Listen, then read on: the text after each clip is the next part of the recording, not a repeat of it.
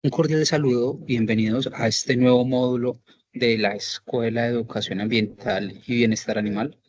En esta oportunidad vamos a estar hablando de módulos sobre desafíos territoriales de la crisis y el cambio climático. En este capítulo, en el que soy yo el que los va a estar acompañando como docente, vamos a estar haciendo un análisis de cómo se han venido construyendo los territorios urbanos en el mundo, qué desafíos y qué problemáticas en materia ambiental se han generado a causa de esta forma de desarrollar los territorios urbanos, cómo los organismos multilaterales proponen abordar estos desafíos, cuáles deben de ser las hojas de ruta y por último, cuál debe de ser como un proceso para construir territorios mucho más sostenibles a través del reverdecimiento y las soluciones basadas en la naturaleza para los territorios urbanos. Mi nombre es Andrés Santiago Arroyave, soy politólogo y magíster en Medio Ambiente y Desarrollo de la Universidad Nacional. Tengo una maestría en Gobierno y Gestión Pública de la Universidad Pompeu Fabra de Barcelona y mi ejercicio profesional lo he orientado a los procesos de formación en educación ambiental desde la Universidad Nacional y al ejercicio público en áreas ambientales. He sido director de gestión territorial de la alcaldía de Medellín, subsecretario de planeación local allí también y subsecretario de medio ambiente. En ese sentido, también un poco lo que espero en este módulo es compartirles mi experiencia orientada a temas de educación ambiental y también a temas de rediseño de ciudades para atender los desafíos del cambio climático. Si me permiten, entonces voy a compartir la pantalla para que arranquemos.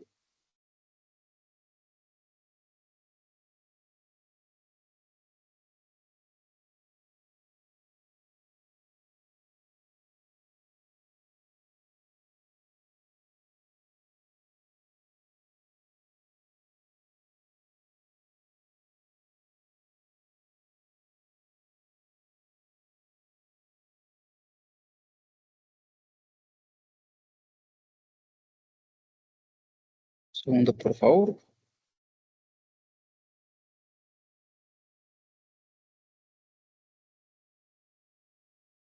Listo. Entonces, como les mencionaba inicialmente, este módulo va a referirse a todos los desafíos territoriales que tenemos a partir de la crisis y del cambio climático. ¿Esto qué quiere decir? Pues sobre todos los procesos de planificación de territorio, su sostenibilidad, la atención de las emergencias que se dan en los territorios a causa del calentamiento global, del cambio climático. Entonces, todos los procesos de erosión de suelos, de precipitaciones, de riesgo, en especial el no mitigable, tragedias asociadas a, no sé, a fenómenos naturales, van a ser algunos de los temas que vamos a orientar en esta sesión. Y para tener un hilo claro de abordaje de estas problemáticas y estos desafíos territoriales, les voy a proponer la estructura que nos desarrolla, que diseña la ONU. La ONU a través eh, de las cumbres de la Tierra, de ONU Habitat y todos los paneles intergubernamentales que existen en el mundo asociados a cambio climático, que son recogidos, por ejemplo, por el IPCC y por C40, hablan de la problemática ambiental y la crisis climática a partir de un gran problema que se integra en estos componentes. ¿Cuáles son estos componentes? Transporte y movilidad, residuos sólidos, generación y uso de energía, adaptación y gestión del riesgo, desarrollo rural, planificación urbana y procesos socioculturales. Son 7 dimensiones de la crisis ambiental que el mundo debe resolver, que las naciones y los territorios deben de abordar con urgencia, buscando dos cosas. Primero, transformar los procesos y la forma de desarrollar los territorios para lograr que al 2050 sean territorios carbono neutrales. ¿Eso qué quiere decir?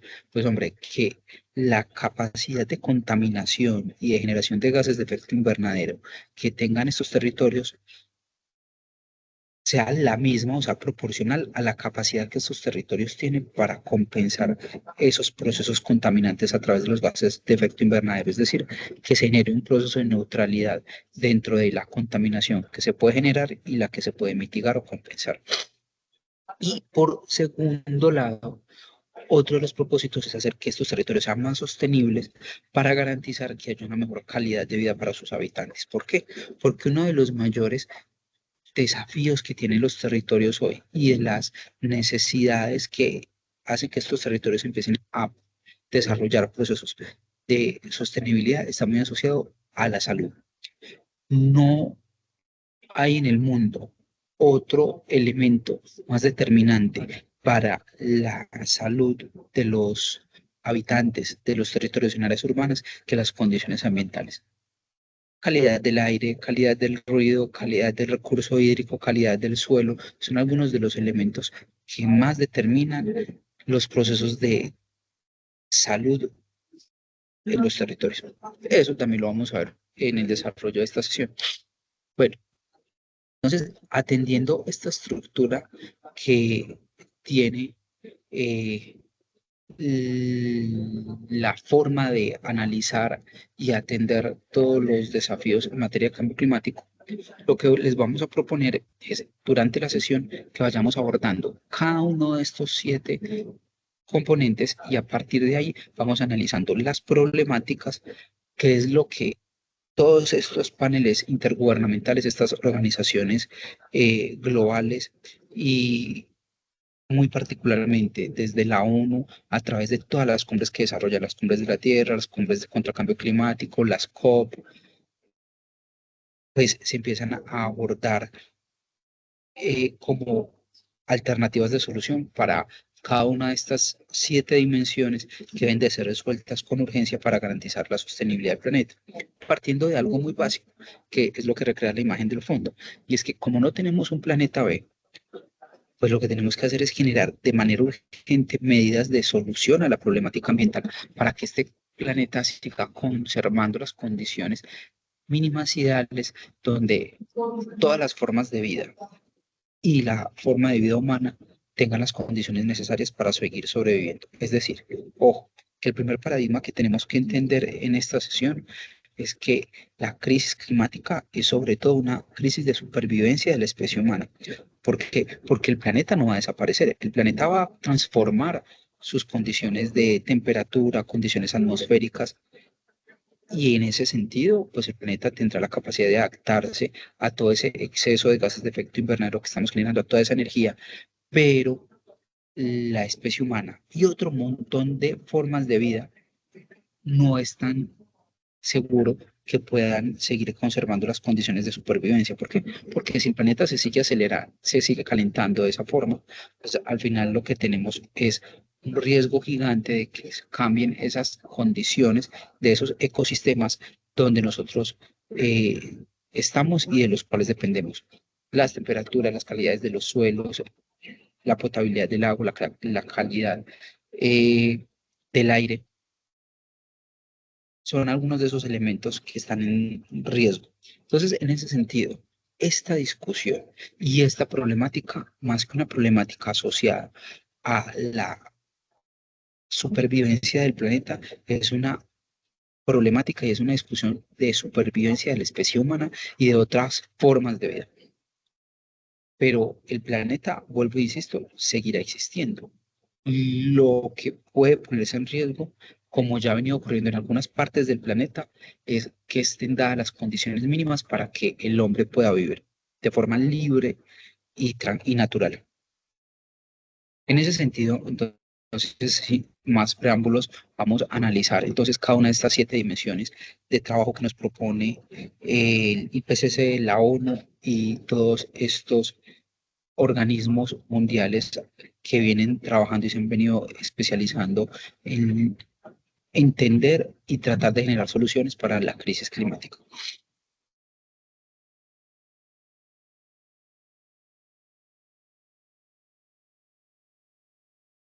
primer elemento, que es el del transporte y la movilidad, se ha vuelto problemático, en especial en las zonas urbanas del planeta, por dos cosas. Primero, porque una de las mayores fuentes de generación de gases de efecto invernadero en el mundo está en el transporte aéreo principalmente, pero también en la forma como nos movilizamos en nuestras ciudades. ¿Qué pasa? Vamos a tomar de ejemplo para hacer análisis y generar una mayor comprensión de estos problemas que estamos abordando a Medellín y su área metropolitana. Entonces, miren, en el Valle de Aburrá, en el área metropolitana de Medellín, anualmente ingresan en promedio 150.000 nuevos vehículos, 386 cada día. Es una cifra desproporcionada, entendiendo que la infraestructura vial no crece a ese ritmo y que el espacio de las ciudades, de los territorios, en especial en un territorio en valle y tan escarpado, tan empinado como el del área metropolitana, pues es muy limitada. En ese sentido, pues no hay ni recursos ni espacio físico que pueda compensar ese crecimiento tan desbordado de los vehículos. Y eso tiene varias implicaciones.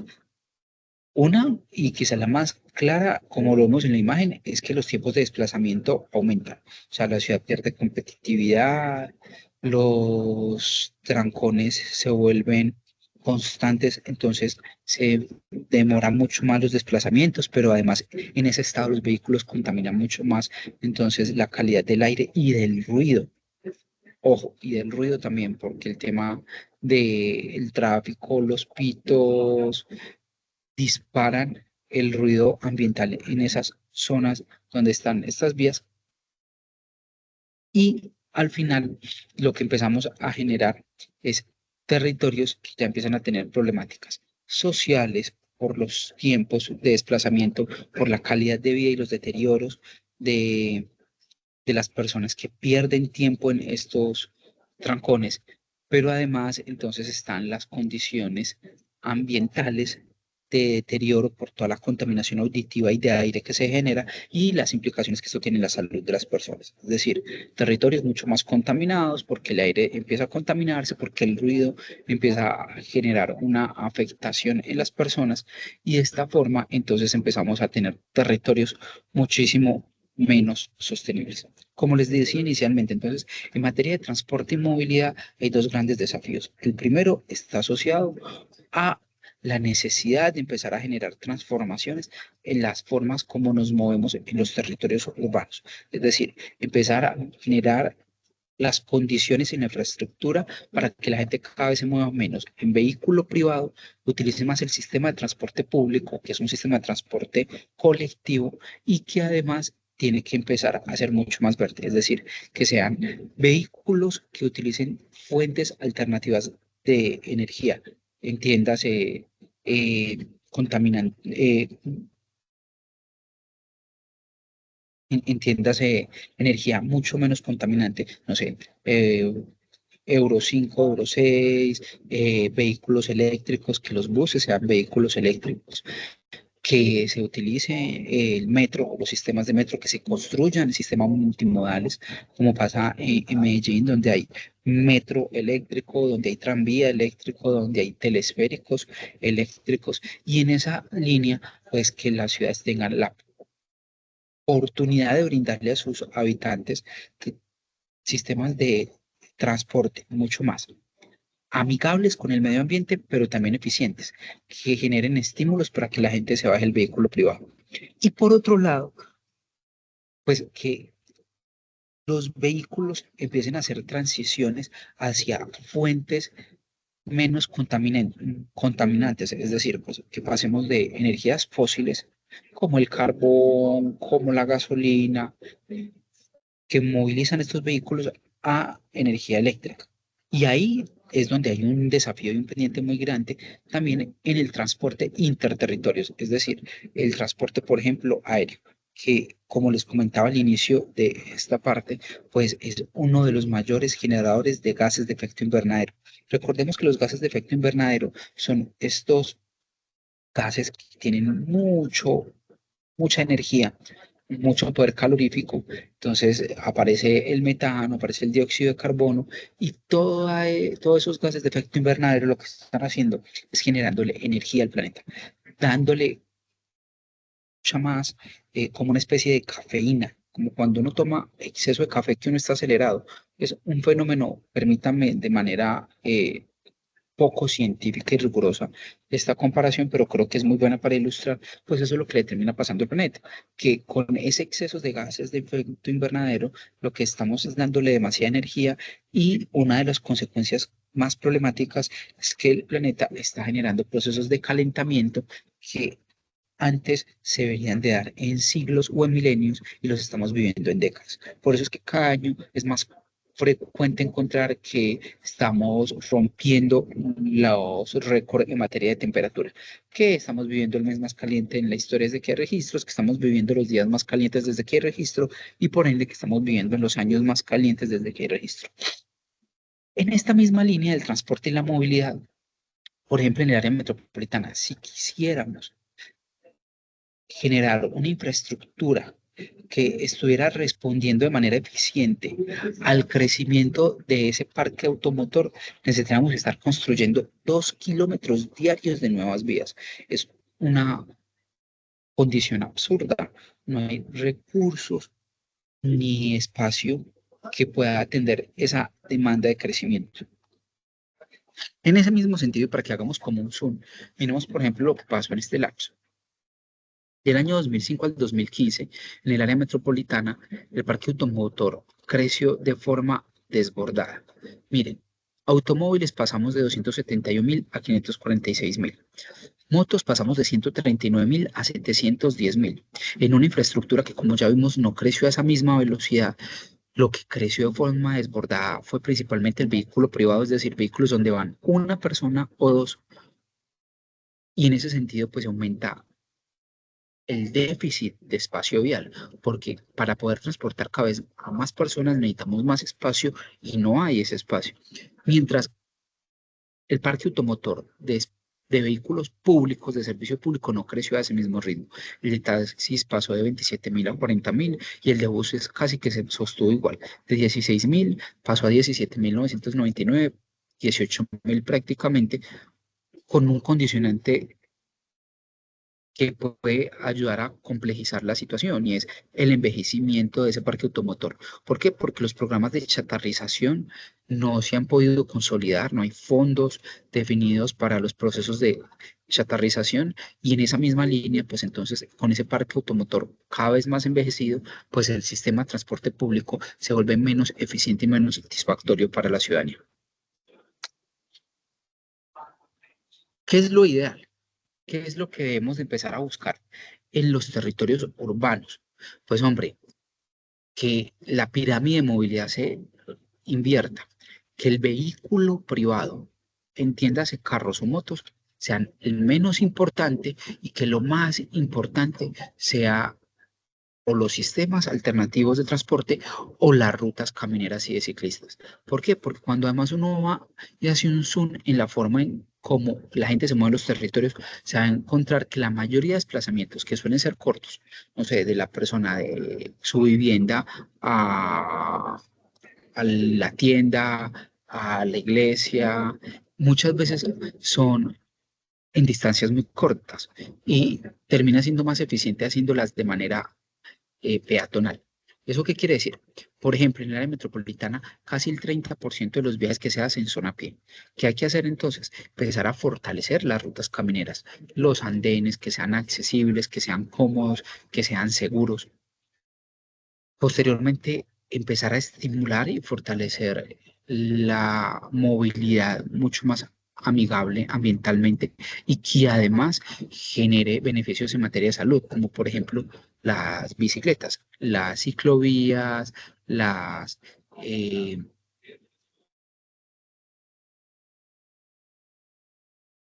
las zonas de vía o las secciones de vía pública que se le marcan a los ciclistas, que son adicionales a las ciclovías, ¿cierto? A esas ciclorrutas, fortalecer, hacer mucho más eficiente, cómodo e inteligente, el transporte público masivo y colectivo, y posteriormente, pues, el sistema de movilidad para la economía, el transporte de carga, los vehículos que transportan comercio, industria, y ya por último, pues entonces el vehículo privado, priorizando vehículos que además estimulen el uso compartido de este. En esa línea, entonces, uno de los mayores desafíos que tenemos en el diseño de las ciudades actuales, los territorios urbanos, que no necesariamente tienen que estar asociados a ciudades grandes, pueden ser también pueblos, municipios de mediana escala, es la forma de movilizarse.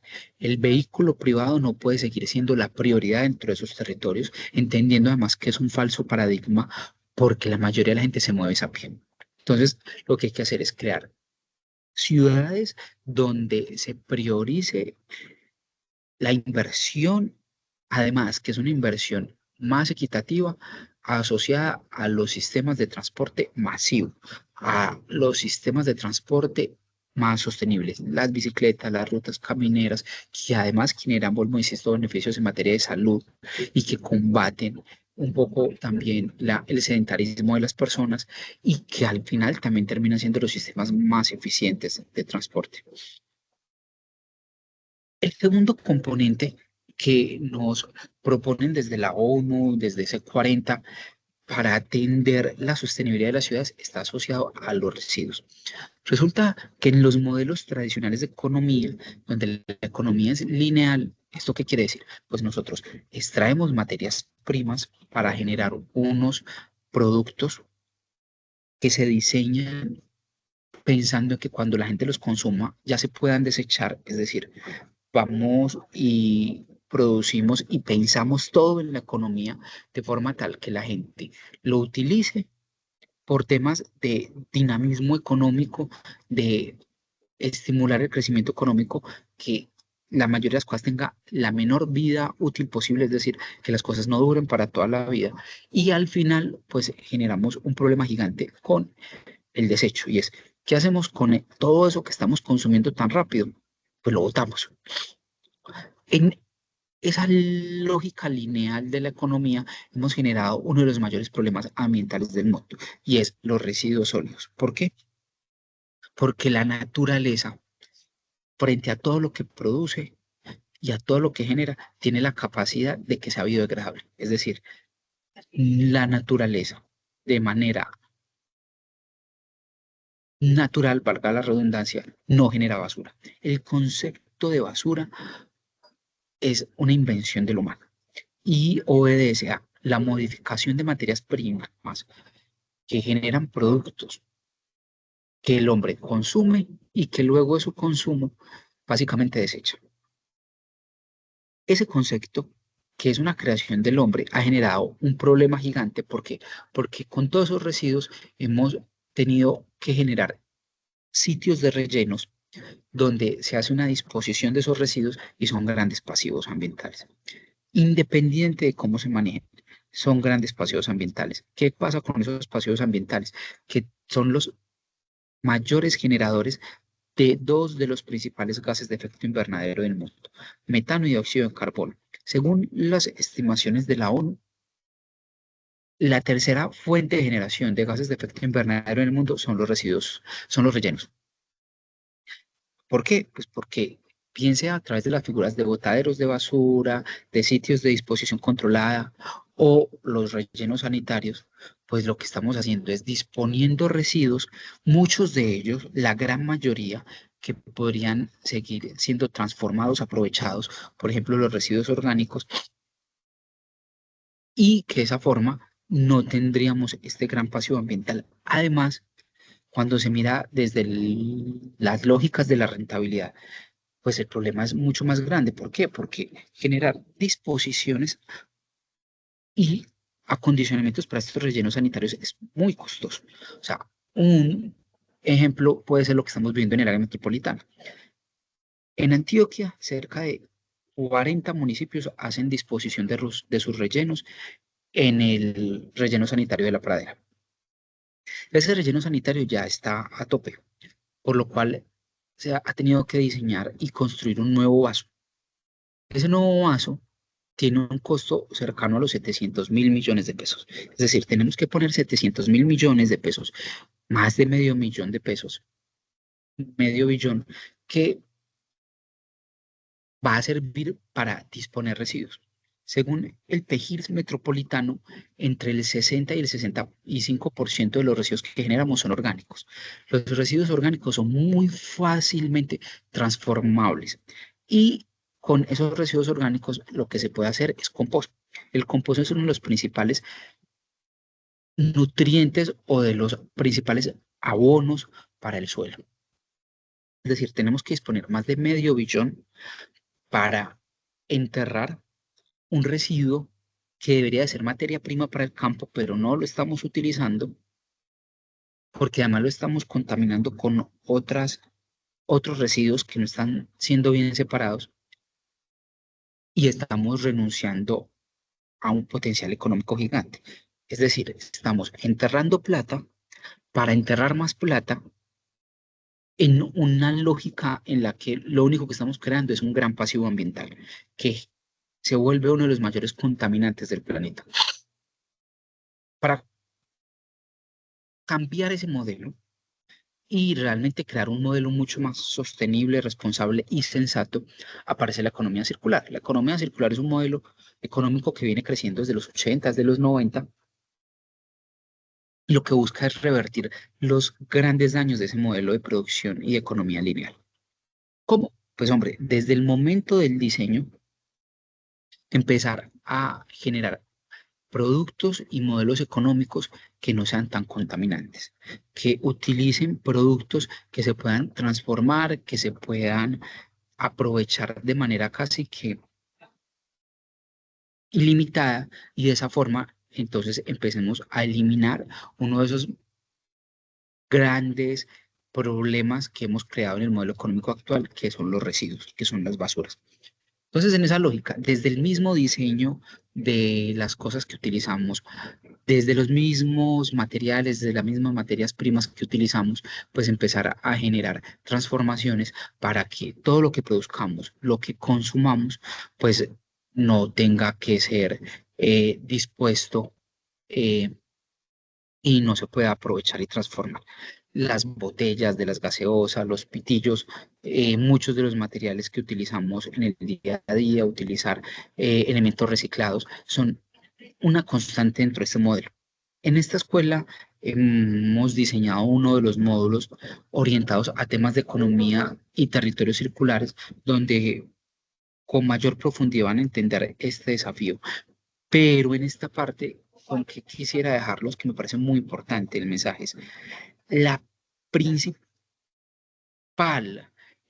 apuesta de la economía circular se divide en dos elementos. El primero, entender que la economía es un ciclo solidario, donde el diseño, la producción, la distribución y el consumo deben de pensar de manera responsable con los territorios, con un principio básico, es que los insumos, las materias primas que genera el planeta no son infinitos y el planeta no tiene la capacidad de proveer de manera irracional toda la demanda que se está generando para ese consumo tan frenético que tenemos. Es decir, si el planeta siguiera consumiendo, por ejemplo, al mismo ritmo de Estados Unidos, necesitaríamos 5 planetas con sus recursos naturales para poder proveer. Y en ese paradigma, lo que la economía quiere circular, lo que quiere romper es que entendamos que esas materias primas, que esos territorios deben de ser abordados, deben de ser cuidados y deben de ser tratados con responsabilidad. Por eso el consumo no puede seguir siendo irresponsable y desconectado con el cuidado y la conservación del territorio. Y ahí es donde está quizás el mayor aporte de la economía circular, en entender que ese capitalismo salvaje que destruye los ecosistemas para proveer las necesidades en una menor escala y en una mayor escala los gustos y los caprichos de consumo de las personas no tienen la capacidad para abastecer infinitamente al hombre. Y hay que entonces cambiar las necesidades, racionalizarlas y empezar a vivir los territorios, satisfaciendo las necesidades de forma responsable con esos territorios, eliminando esa invención tan desastrosa que tuvimos de las basuras. Algunos países ya han avanzado de manera muy contundente en esto. Los países eh, del área norte de Europa han venido generando niveles de aprovechamiento y transformación entre 70 y casi el 90% de los residuos, es decir, prácticamente todos los residuos que generan son aprovechados y transformados y un porcentaje marginal termina yendo a relleno sanitario. En esta lógica, lo que deberíamos de hacer en nuestros territorios es empezar a promover la separación en la fuente, es decir, en los hogares, que es la principal generación de residuos, empezar a hacer educación a los niños, a los que habitamos en esos hogares, que entendamos que no todos los residuos son iguales, que el residuo orgánico tiene una condición y un aprovechamiento, que el reciclaje debe tener tiene otra condición y debe tener otro tratamiento. Por constitución, ese reciclaje hay que entregárselo a los recicladores, es decir, todo el papel archivo, el Tetra Pak, el cartón, el vidrio, debemos entregárselos a ellos. En el solo área metropolitana, casi 7.000 personas dependen de la actividad de reciclaje y en Colombia casi 50.000 personas dependen de esta actividad de manera directa. Es decir, si uno mira en términos indirectos, podrían ser cercanamente 200.000 personas las que dependen de esta actividad. Es un porcentaje significativo de personas y en esa línea, entonces, cuando le entregamos a los recicladores ese reciclaje, pues no solo estamos generando una medida ambiental responsable, sino que también estamos generando una medida social muy importante, porque estamos dándole los insumos a esas personas que dependen de ese reciclaje para que puedan sobrevivir. Entonces, muy importante que desde los territorios se fortalezcan esas conciencias asociadas a la separación en la fuente, que la gente entienda que no todos los residuos son los mismos, que por ende no hay que darles el mismo manejo. Entonces, al residuo orgánico hay que empezar a mirar cómo se pueden empezar a procesos de aprovechamiento y de compostaje en los hogares, pero también comunitarios, con el reciclaje, cómo se le entrega al reciclador. Y ya en ese solo porcentaje entre el orgánico y el reciclaje,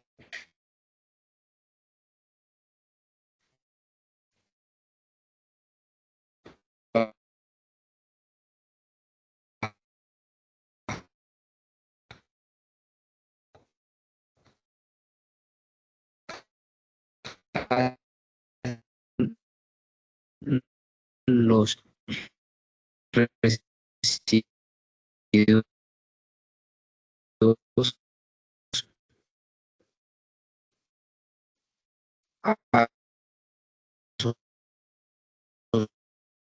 asociados a,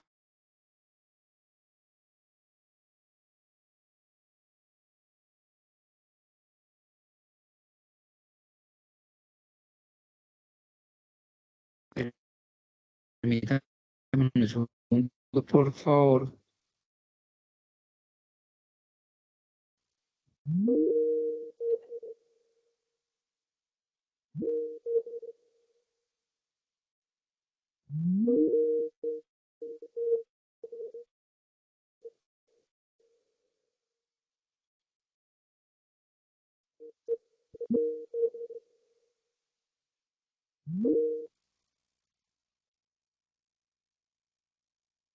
Listo, creo que ahí ya hemos podido retomar.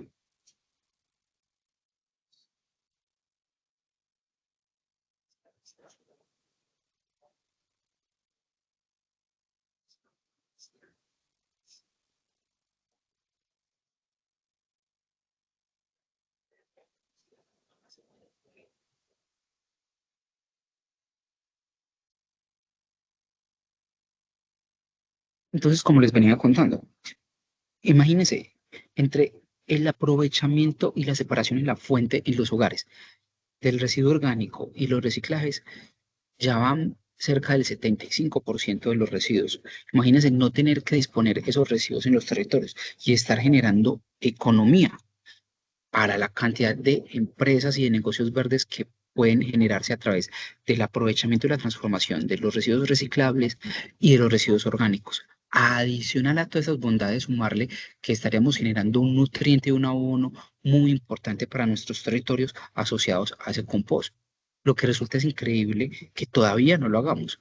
Hay un municipio en Colombia que ha sido piloto en este proceso que demuestra que es posible con la legislación actual y con las condiciones económicas actuales, es la ceja Antioquia.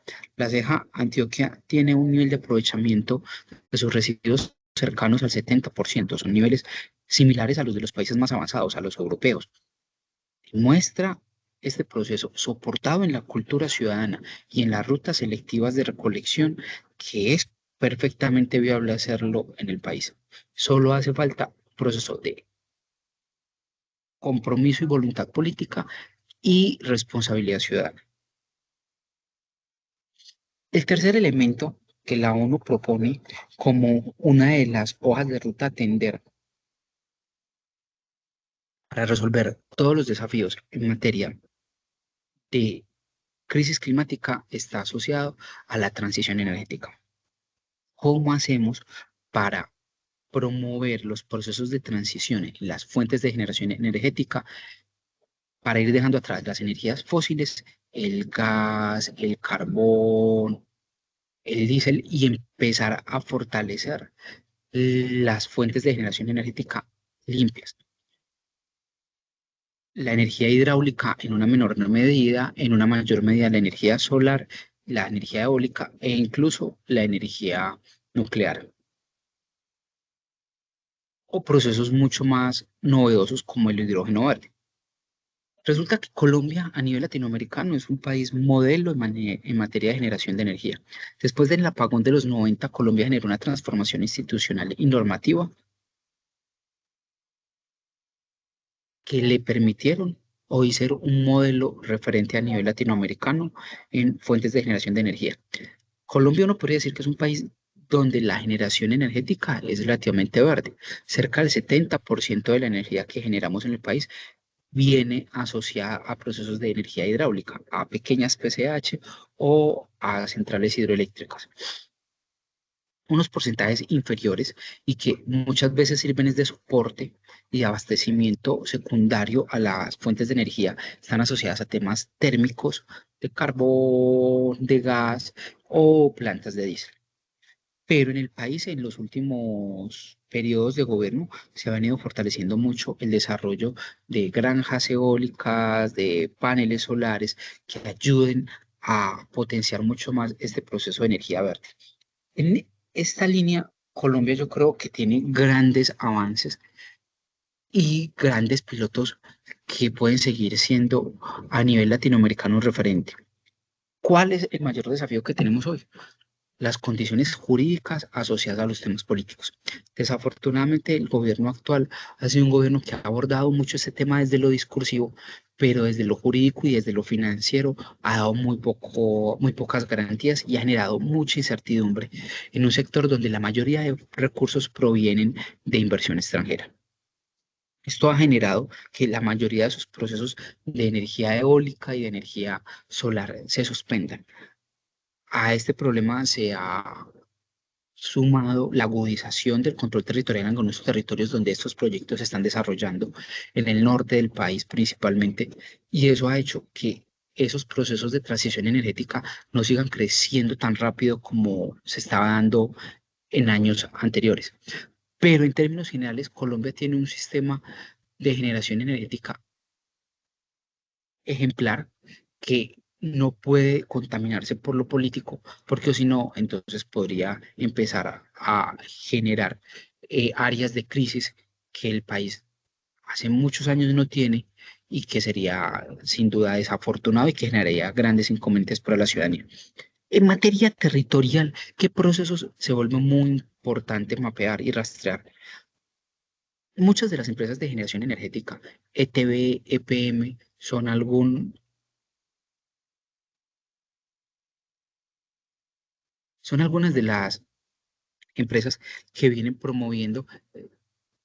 Tuve un lapsus, perdón, dije TV, no es ETV, es la empresa de energía de Bogotá, y EPM, pero también Ecopetrol, vienen trabajando la generación de comunidades energéticas en los territorios. Por ejemplo, en Medellín hay unos barrios, en El Salvador, en la Comuna 9, que de manera experimental han venido desarrollando la instalación y la generación de energía alternativa para no solo abastecerse, sino también vender energía. Son algunos de los pilotos que pueden ser muy interesantes para áreas urbanas, pero también las comunidades energéticas que se vienen desarrollando en gran parte de la Colombia rural también pueden ayudar mucho en una primera medida a la conexión, que es el problema más urgente que tienen algunas de las regiones del país, cómo generar la conexión permanente y de calidad a energía. Y en una segunda medida, cómo generamos un modelo económico a partir de estos procesos energéticos sostenibles que le permita a Colombia empezar a exportar esa energía y no solo tener un nivel de autoabastecimiento, sino un nivel de aprovechamiento económico de todas estas potencialidades, porque el país tiene unas grandes potencialidades en agua, en ubicación geográfica con relación a la cercanía al sol por la línea ecuatorial y de vientos en la zona alta del país, en la región de La Guajira, que lo hace muy propenso y lo hace tener unas condiciones naturales únicas para poder explotar y generar esta energía alternativa o amigable con el medio ambiente que el mundo necesita y que cada vez va a demandar más.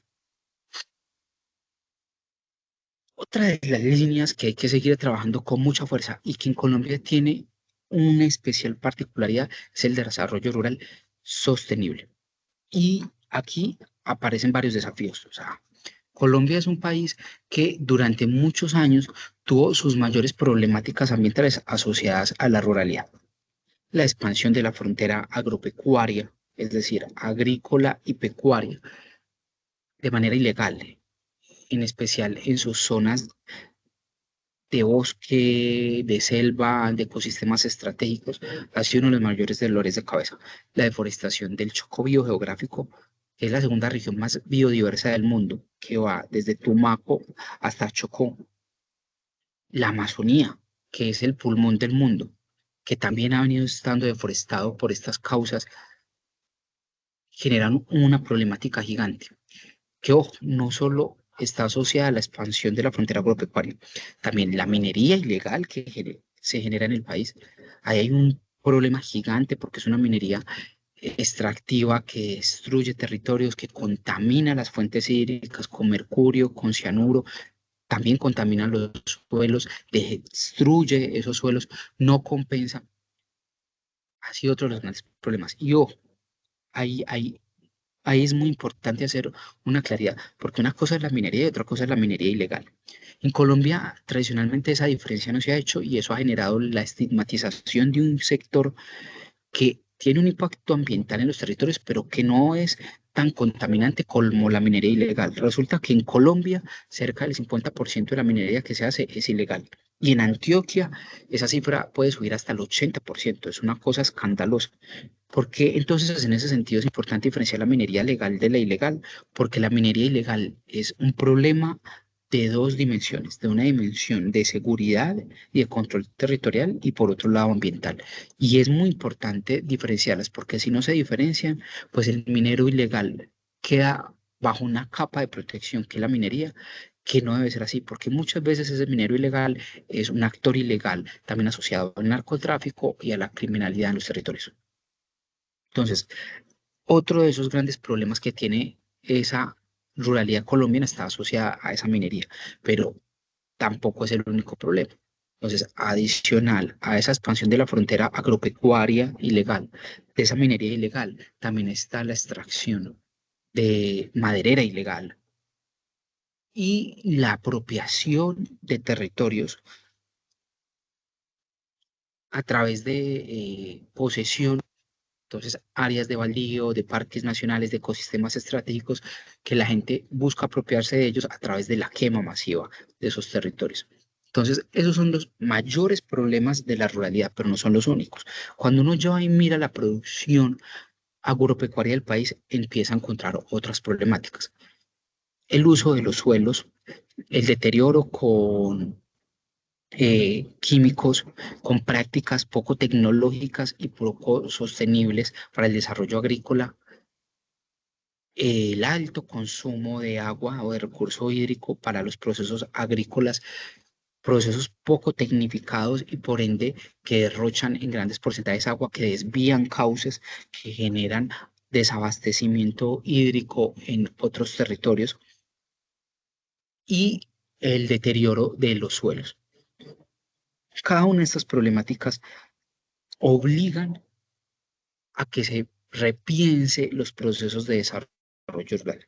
Y esa no es una problemática exclusiva de Colombia. Por eso es una de las dimensiones a abordar cuando la ONU habla de combatir la crisis climática y es cómo vamos a empezar a proteger y a cuidar los recursos naturales que están principalmente en la ruralidad. El agua, la fauna, la flora, la calidad de los suelos, que al final no solo son los territorios de abastecimiento del alimento de las personas, sino también los que se encargan de generar los equilibrios ecosistémicos y equilibrios naturales, porque esas zonas rurales son las que también absorben la contaminación de los suelos, pero también son las que generan la posibilidad de supervivencia a la fauna. En un mundo donde cada vez hay menos fauna en condición silvestre y cada vez hay más fauna en condición de domesticación o de producción.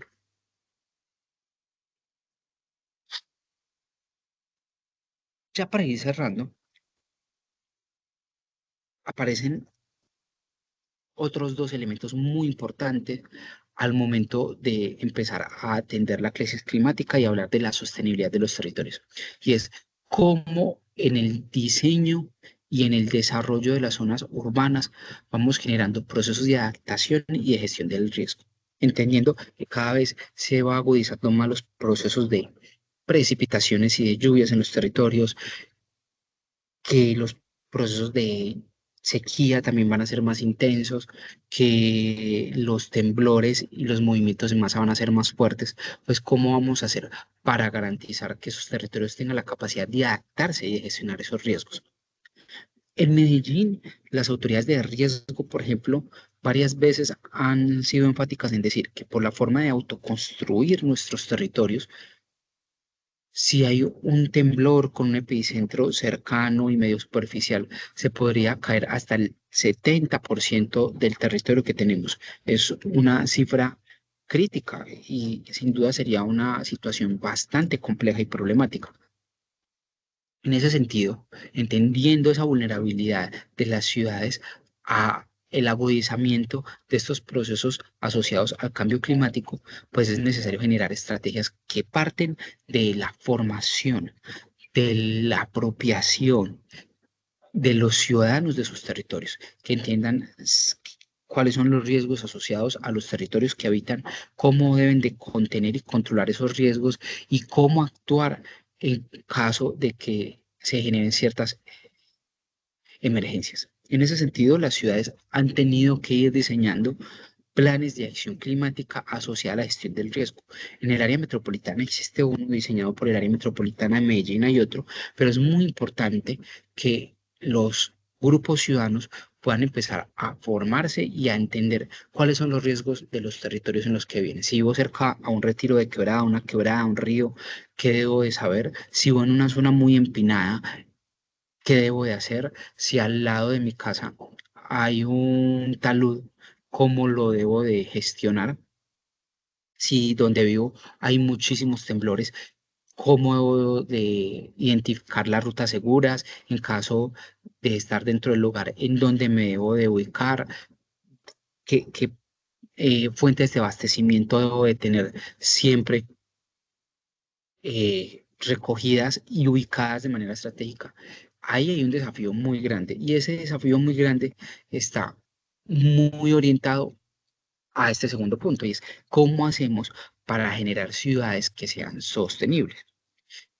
Y esas ciudades sostenibles no solo están orientadas a un componente ambiental, es decir, entender que en las ciudades no solo viven personas, que en las ciudades viven también otras formas de vida muy importantes, por ejemplo, aves, polinizadores. Entonces, ¿cómo hacemos que esos territorios sean sostenibles para esas formas de vida? Pues porque, por ejemplo, los polinizadores generan el 70% del alimento que producimos, es decir, las aves, los murciélagos, los abejorros, las avispas, son las encargadas a través de su proceso de polinizar, de garantizar las condiciones ambientales para que se dé el 70% del alimento que consumimos.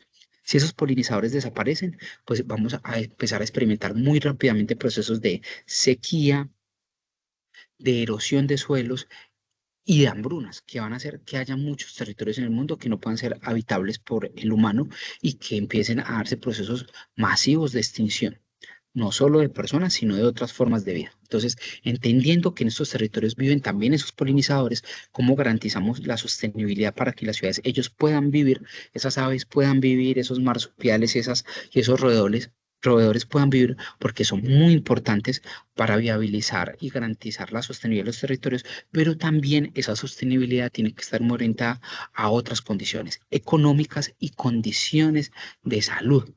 Las ciudades es importante que empecemos a entender que no pueden seguir siendo tan contaminantes, porque como lo hablamos ahora, uno de los mayores generadores de enfermedades en el mundo son las condiciones ambientales negativas.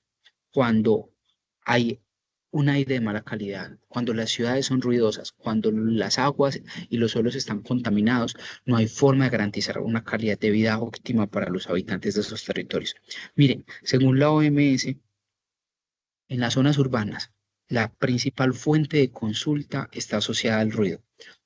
¿Por qué? Porque el ruido no permite descansar. El ruido genera problemas graves de salud física, de salud mental y de convivencia. En las zonas urbanas, el mayor generador de conflicto es el ruido, porque el vecino no me deja descansar, entonces eso me genera una intolerancia, una irritabilidad, unos dolores físicos y mentales que básicamente pueden generar conflictos en los territorios. Entonces, la planificación urbana tiene que estar asociada a eso que hablamos anteriormente, cómo las ciudades que estamos construyendo, porque son seres vivos, las ciudades nunca están terminadas. Entonces, en esa lógica, las ciudades que estamos construyendo, logramos que sean menos ruidosas, menos contaminantes, más preparadas para los fenómenos naturales y para la gestión del riesgo asociada al agudizamiento de esos problemas de la crisis climática, a las lluvias cada vez más fuertes, a los calores cada vez más fuertes, a los movimientos en masa. ¿Cómo hacemos que sean entonces territorios mucho más amigables para las personas, pero también más seguros? Y en esa misma línea, ¿cómo hacemos para ir eliminando las problemáticas que generan que sean territorios de enfermedad? Y ahí hay unos prejuicios que aquí deben ser.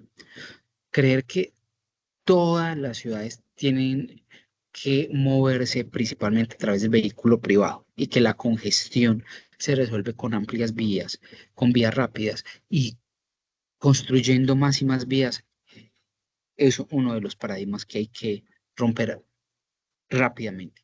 Entre más vías se haga, más estímulo hay para que la gente tenga el vehículo privado. Y entre una ciudad más priorice el vehículo privado, pues entonces más contaminación de aire va a haber, más contaminación de ruido va a haber, más problemas de movilidad va a haber. Lo que hay que hacer es empezar a generar ciudades donde la gente sea consciente que hay que moverse en sistemas de transporte colectivo masivo y que esos sistemas de transporte tienen que ser sostenibles, movilizados a través de fuentes sostenibles, energía eléctrica, eh, Euro 5, Euro 6, que son esos combustibles que desde la Unión Europea han dicho que también son combustibles verdes y de esa forma, entonces, sistemas de transporte masivos muy eficientes. Y en esa misma línea, pues entonces tenemos que entender que las zonas urbanas deben de romper con las visiones tradicionales de planificación urbana que han fracasado, que han generado territorios vulnerables, que han generado territorios riesgosos, contaminantes y que afectan la calidad de vida de la gente. Entonces, en esa misma línea, el cambio climático está poniendo en jaque a las ciudades porque han permitido entender que las ciudades en las condiciones actuales enferman a la gente. ¿Cuál debe ser entonces la hoja de ruta? La Universidad de Monash en Australia, a través de un estudio, demostró que si las ciudades son cada vez más verdes, hasta un 30% de las vidas que se pierden asociadas a los problemas de salud que hay en las áreas urbanas se podrían salvar. Y para eso lo que hay que hacer es generar ciudades mucho más verdes que sustituyan el gris por algo que se llaman soluciones basadas en la naturaleza. ¿Y eso qué es? Pues renaturalizar nuevamente los territorios. Es llevar que ese gris sea sustituido por un verde y por esas soluciones basadas en la naturaleza que mejoren las condiciones del aire, las condiciones del ruido, que disminuyan las islas de calor. ¿Qué son las islas de calor? Pues son unas especies de burbujas de calor que se generan en las ciudades porque el gris no absorbe los rayos de sol, genera unas burbujas, unas temperaturas que afectan la sensación térmica de los territorios y en esa misma línea, entonces lo que terminamos generando es microclimas muy distintos dentro de territorios. Entonces, en esa línea, reverdecer las ciudades disminuye esas temperaturas, atrae miles de formas de vida, o sea, permite que en estos territorios urbanos también se revivan ecosistemas muy importantes, corredores verdes donde puedan circular, reproducirse los polinizadores, las abejas, y de esa forma entonces hacer ciudades que realmente sean para la vida y que haya calidad de vida. Vamos a ver algunas de esas soluciones, por ejemplo, los corredores verdes que podemos ver en estas imágenes, los muros verdes que podemos ver en estas imágenes, que además se vuelven infraestructuras esponja. ¿Por qué? Porque cuando llueve absorben esa agua. Esa agua es utilizada para jardines boscosos, para plántulas, donde hay animales, donde hay frutos que ayudan, vuelvo, insisto, a disminuir las temperaturas, a mejorar la calidad del aire y a disminuir el ruido. O sea, son soluciones súper integrales para los territorios. Ecohuertas que además ayudan mucho a ser una fuente alternativa para disponer los residuos orgánicos que estamos generando en nuestros hogares y generar procesos de seguridad alimentaria, porque esos productos que generan esas huertas son para el autoconsumo de esas familias. Muchas de esas familias son familias pobres con bajos recursos que les cuesta poder comprar muchos de esos alimentos y también se vuelven las huertas procesos de educación ambiental y de convivencia, porque el trabajo con la tierra relaja a las personas y les permite tener mejor proceso de interacción y de conexión y de comunicación con las personas que están trabajando, que pueden ser los vecinos, los familiares. Entonces también se vuelven técnicas muy efectivas de resolución de conflictos. Ecoparques, que lo que buscan es que las quebradas, que los ríos empiecen a recuperar sus retiros, que se dejen de canalizar las quebradas, que se dejen de canalizar los ríos, porque esto tiene varias situaciones problemáticas. Por ejemplo, cuando usted canaliza un retiro de una quebrada o de un río, pues lo primero es que le corta la capacidad de absorción de esa agua, entonces aumenta los niveles del cauce y cuando llueve de forma fuerte, pues es muy fácil que esa quebrada o ese río se desborde y genere estragos. ¿Por qué? Porque el hormigón o el concreto con el que está canalizada la quebrada, pues no permite que se absorba ese suelo y de esa forma entonces se pueden generar estas tragedias. Cuando los ecoparques de quebrada tienen suelo natural, pues esa agua se puede absorber y esos retiros de quebrada se vuelven fuentes de vida, porque hay plántulas que permiten que se generen alimentos, pero también que mucha fauna vuelva a esos ecosistemas como su hábitat. Por ejemplo, Los marsupiales, los roedores, son animales que disfrutan mucho la humedad y la cercanía con la fuente hídrica para poder vivir. Estos son algunos de esos ejemplos de intervenciones, como retiros de quebradas son utilizados para generar procesos de agricultura que replica o que busca, ¿cómo decirlo? Que busca adaptar los procesos que se dan en la naturaleza. Y es procesos de siembra densificados que estimulan que cada vez más plántulas crezcan. Es decir, se ha demostrado científicamente que cuando se hacen siembras intensas, densificadas, estas tienen la capacidad de sobrevivir mucho más que cuando se hacen procesos de siembra aislada. Y cuando esos procesos de siembra se hacen en los retiros, pues es más fácil que por la capacidad de carga de esos suelos y la capacidad de retención de los suelos que tienen estas siembras, pues se generen menos riesgos de avalanchas, de movimientos en masa y de deterioro de los retiros de quebradas. Por eso, estas soluciones basadas en la naturaleza, estas técnicas arquitectónicas para reverdecer las ciudades son excelentes soluciones, además de lo que hemos mencionado, de estrategias para mejorar la calidad del aire, para mejorar la calidad del ruido, para mejorar las condiciones de temperatura, también para disminuir los riesgos al cambio climático.